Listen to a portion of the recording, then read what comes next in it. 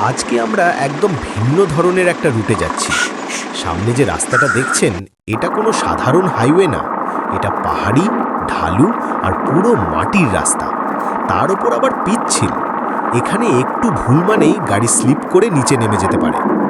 আমি এখন লো গিয়ারে যাচ্ছি, কারণ এই ধরনের রাস্তায় বেশি স্পিড মানেই বিপদ। অনেকেই ভাবে বেশি অ্যাক্সিলারেট দিলে ট্রাক সহজে উঠবে, কিন্তু আসলে উল্টোটা হয়। চাকা ঘুরবে কিন্তু গ্রিপ পাবে না।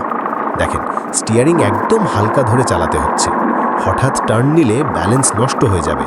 বিশেষ করে যখন ট্রাকের পেছনে ভারী লোড থাকে, তখন ওজন পুরো গাড়িটাকে টানতে থাকে নিচের দিকে। এই ঢালু অংশটা সবচেয়ে বিপজ্জনক।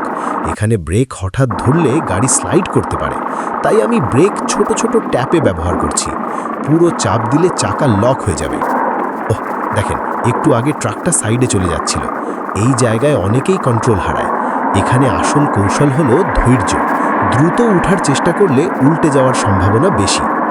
আমি এখন স্পিড 20-25-এর বেশি দিচ্ছি না, কারণ পাহাড়ি মাটির রাস্তায় স্পিড যত কম, কন্ট্রোল তত বেশি। সামনে আবার একটা তীক্ষ্ণ মোড় আছে।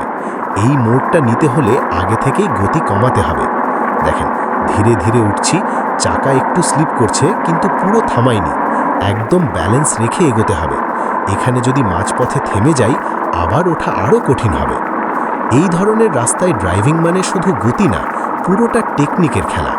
কখন অ্যাক্সিলারেট, কখন ব্রেক, আর কখন শুধু গাড়িকে নিজের মতো চলতে দেওয়া, এগুলো বুঝতে হয়। প্রায় ওপরে চলে এসেছি।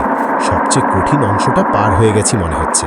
কিন্তু শেষ মুহূর্ত পর্যন্ত আত্মবিশ্বাস হারানো যাবে না, কারণ অনেক সময় শেষেই ভুল হয়। হ্যাঁ, আমরা সফলভাবে এই পিচ্ছিল পাহাড়ি রাস্তাটা পার করে ফেললাম। ড্যামেজ কম আছে আর ট্রাক সেফ।